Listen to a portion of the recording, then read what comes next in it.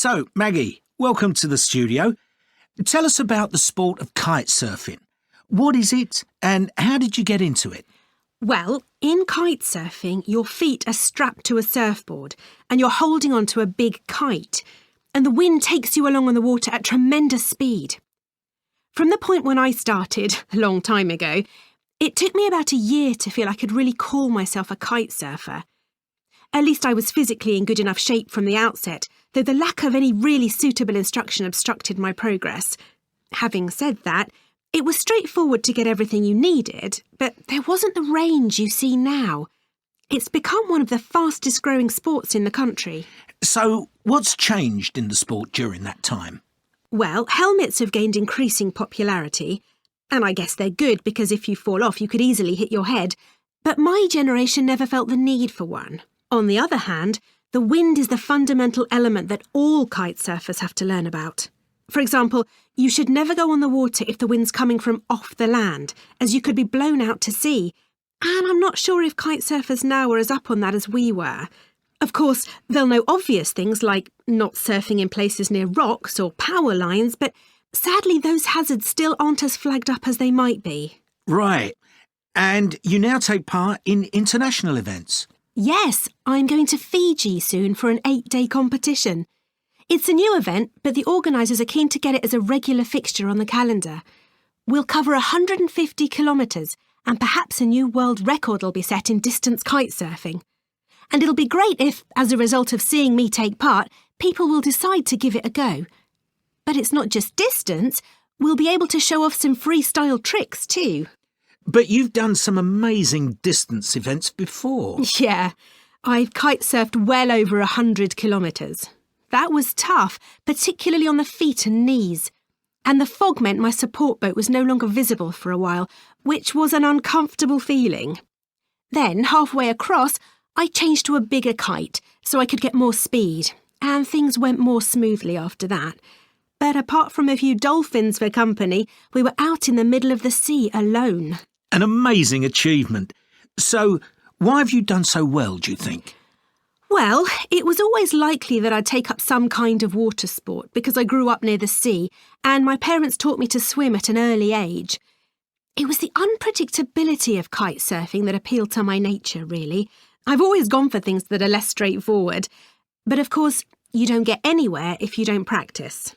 And kite surfing's a growing sport. What do you think about the people taking it up now? Well, kite surfing's a free and easy sport without many regulations that everyone has to follow. But, having said that, I've met a number of new people who are attracted to the sport because of the stuff you do up in the air rather than on the water. What they don't realise is that the do's and don'ts of the sport have to be mastered before they try something so ambitious. They're too impatient, although one day they may well achieve great things once they've grasped those. What is there left for you to do in the sport? Enjoy it mostly. I'll leave the competition for the young guys, but I still need to set myself goals, and I'm keen to help bring a bit more sponsorship into the sport without making it too commercial. My partner's also a kite surfer. He teaches young kids in the local area, and I help him. So I might even do more of that one day. Who knows? Maggie, thanks for coming in and talking.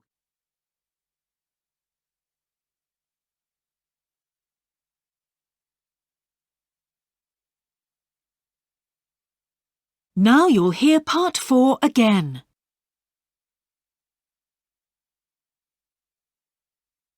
That's the end of part 4. There will now be a pause of 5 minutes for you to copy your answers onto the separate answer sheet. Be sure to follow the numbering of all the questions. I'll remind you when there's 1 minute left, so that you are sure to finish in time.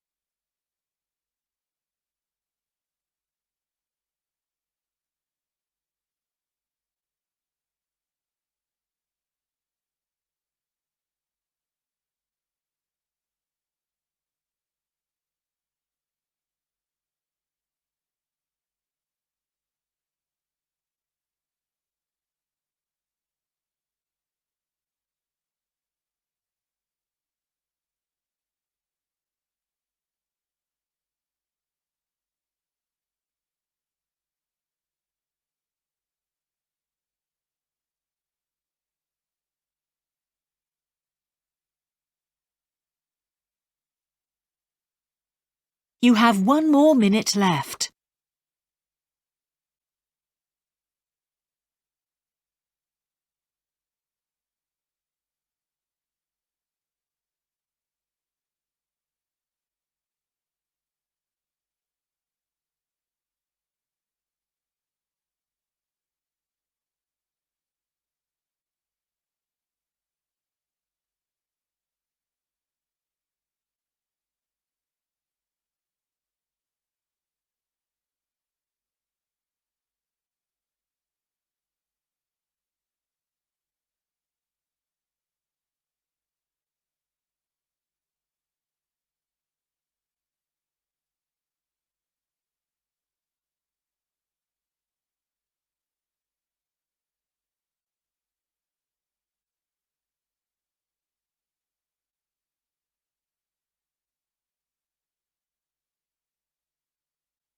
That's the end of the test.